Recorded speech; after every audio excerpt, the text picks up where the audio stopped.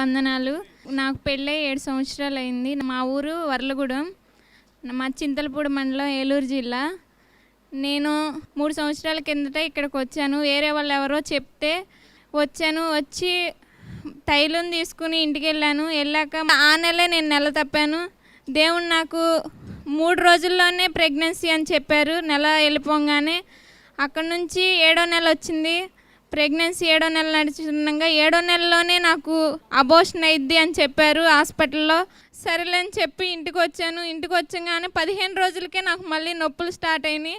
7ంటికి doctor మా ఆయన్ని నన్ను పిలిచి కేజీ 300 ఉందమ్మా, బేబీ చేయమంటావా వద్దంటావా అని అడిగారు.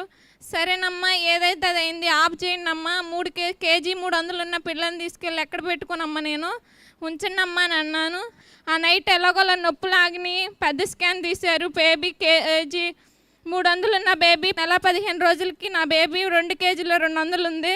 అక్కడి నుంచి ఇంటికి వచ్చాను. ఇంటికి వచ్చాగానే అయ్యగారు వాక్యం పెట్టుకున్నాను ఫోన్లో. ఏం కాదు, నువ్వు భయపడమాకు అన్నారు. అలానే నేను సాయంత్రం 7 గంటల దాకా కూడా అలానే ఉన్నాను. 8, 9, 10ంటికి నా బేబీ తిరగట్లేదు. నొప్పులు బాగా ఎక్కువైపోయినాయి. ఏం చేయాలా, నా పరిస్థితి ఏంటి అని నాకు భయం వేసింది. అప్పుడు హాస్పిటల్ తీసుకెళ్ళాక నా బిడ్డ బయటకు వచ్చేసింది థర్డ్. అక్కడి నుంచి బయటకు రాగానే డాక్టర్ గారు కానుపు చేసి నా బిడ్డ బాక్స్లో పెట్టారు. బాక్స్లో పెడితే 3వ రోజు నేను వెళ్ళంగానే నా బిడ్డకి బ్లడ్లో ఇన్ఫెక్షన్ అన్నీ ఉన్నాయి అని చెప్పారు. తైలం తీసుకుని నా పాలలో కలిపి ఇచ్చాను. అలాగే నా దేవుడు ఏమి కాకుండా నా బిడ్డను నాకు ఇచ్చాడు. ఇంతకంటే నాకు ఏ గొప్ప సాక్ష్యం లేదు. ఇదే నా గొప్ప సాక్ష్యం, దేవుడిచ్చిన సాక్ష్యం.